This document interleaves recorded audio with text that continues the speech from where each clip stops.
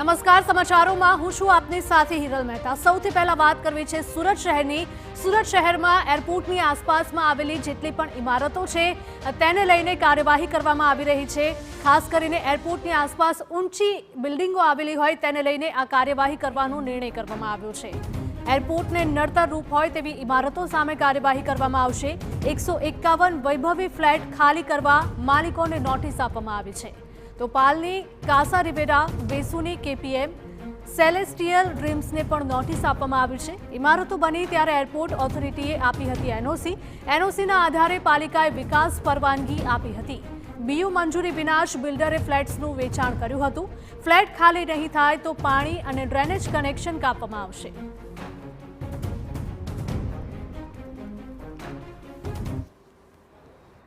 અમદાવાદમાં જે plane crash દુર્ઘટના બની હતી આ ઘટના બાદ તંત્ર હરકતમાં આવ્યું છે। સુરત એરપોર્ટ નજીક જે પણ નડતરરૂપ બિલ્ડિંગો છે તેઓને નોટિસ ફટકારવામાં આવી છે। અને આપણી સાથે સ્થાનિક છે। શું નામ છે તમારું? રાહુલભાઈ ભાદરકા।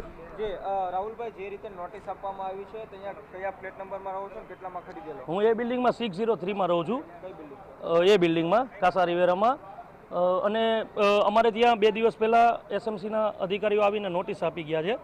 એટલે નોટિસ આપી ત્યાર પછી અમે બિલ્ડરને વાત કરી, પણ ઓલરેડી આ બિલ્ડિંગને જ્યારે પરમિશન ગુજરાત ગવર્મેન્ટે, આપણા મ્યુનિસિપાલિટી કમિશનર સાહેબે આ પરમિશન આપી ત્યારબાદ જ આ બિલ્ડિંગ બનાવ્યું છે। અને ત્યારે ફાયર એરપોર્ટ એનઓસી આવેલી છે, ત્યાર પછી જ અમે આ લોકો ફ્લેટ લીધો, જોઈને લોનો લીધી, બેંકે લોનો આપી, આજે અમે રહેવા આવ્યા છીએ। તો હવે નોટિસ આપે છે તો એ બધાને પહેલાં બધું તપાસ કરીને અમને નોટિસ આપવી જોઈએ ને એમ। આજે કાસા રિવેરા છે, એમાં કેટલા ફ્લેટો છે, કેટલામાં ખરીદેલા ફ્લેટો તો અઢી કરોડના 3 કરોડ રૂપિયાના ફ્લેટો છે।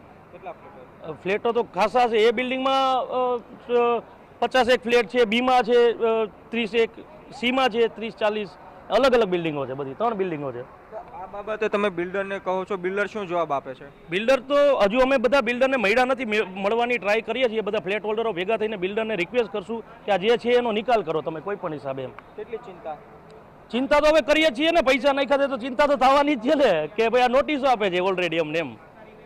બિલકુલ સીધા દ્રશ્યો આપ જોઈ શકો છો કે આ જે બિલ્ડિંગ છે વૈભવી ફ્લેટો છે, કરોડો રૂપિયા ખર્ચીને લોકોએ ફ્લેટ લીધા છે। ત્યારે આ રીતે એસએમસી દ્વારા નોટિસ ફટકારવામાં આવતા જે પણ મિલકત ધારકો છે તેઓમાં ફફડાટ ફેલાઈ ગયો છે અને બિલ્ડરને પણ મળવાના પ્રયાસો કરવામાં આવી રહ્યા છે।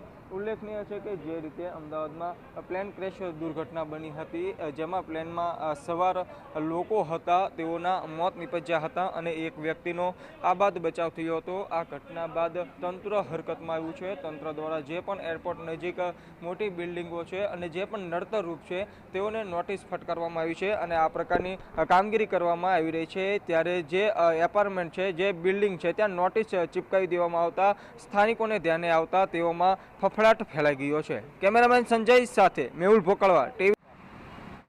તો એરપોર્ટ ઓથોરિટી મુજબ પહેલેથી જ એનઓસી આપવામાં આવી હતી અને તેના આધારે જ પાલિકા પાસેથી પરવાનગી મેળવી હતી। જો કે બિલ્ડર્સે એરપોર્ટ પાસે જ ઇમારતો બનાવી દીધી। ઇમારત બની ગયા પછી એરપોર્ટ ઓથોરિટીએ પાલિકાને રિપોર્ટ કર્યો હતો કે ઇમારત જે સ્ટેજમાં છે તે જ સ્ટેજમાં રાખી મૂકવી, પરંતુ બિલ્ડર્સે બીયુ મંજૂરી મેળવ્યા વિના જ બારોબાર વેચી દીધી, જેને લઈને હવે ચકચાર મચી ગયો છે। પાલિકાએ તો ઇમારત ખાલી કરવા માટે નોટિસ આપી દીધી। હવે રહીશો રાતોરાત જશે ક્યાં તે સૌથી મોટો સવાલ છે અને લોકોએ કરોડોની કિંમતે આ ફ્લેટ્સ ખરીદ્યા હતા, એનું શું? બિલ્ડરની મોટી બેદરકારીના કારણે હવે ફ્લેટ ધારકોને પરેશાન થવાનો વારો આવ્યો છે। સવાલ એ પણ છે કે આટલા સમય સુધી ફ્લેટ્સ વેચી દેવાયા તો પાલિકા કેમ અજાણ રહી? જોવાનું રહ્યું આગામી દિવસોમાં શું પગલાં લેવામાં આવે છે। અમદાવાદમાં જે પ્લેન ક્રેશ દુર્ઘટના બની હતી આમાં 241 લોકો જે પ્લેનમાં સવાર હતા તેઓના મોત નીપજ્યા હતા અને એકનો આબાદ બચાવ થયો હતો। આ ઘટના બાદ તંત્ર હરકતમાં આવ્યું છે અને જે પણ એરપોર્ટ નજીક નડતરરૂપ બિલ્ડિંગો છે તેઓને નોટિસ ફટકારવામાં આવી છે। સુરતની વાત કરીએ તો સુરત કોર્પોરેશને સુરતના પાલના, કાસા રિવેરા તેમજ વેસુના કેપીએમ, સેલેસ્ટિયલ ડ્રીમ્સના 2.5 થી 5 કરોડની કિંમતના 151 વૈભવી ફ્લેટ ખાલી કરવા માલિકોને નોટિસ આપી દીધી છે। આ બિલ્ડિંગો જ્યારે બની તે પહેલાં એરપોર્ટ ઓથોરિટીએ એનઓસી આપી હતી, જેના આધારે કોર્પોરેશને વિકાસ પરવાનગી આપી હતી।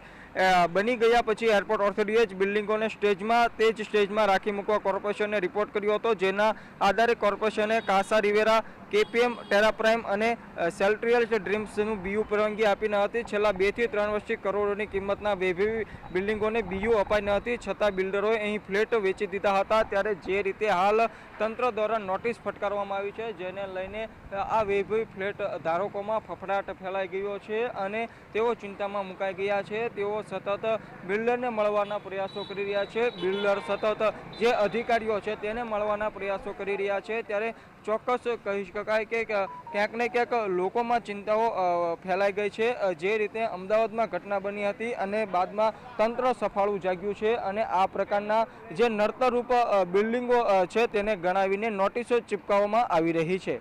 કેમેરામેન સંજય સાથે મેહુલ ભોકળવા, ટીવી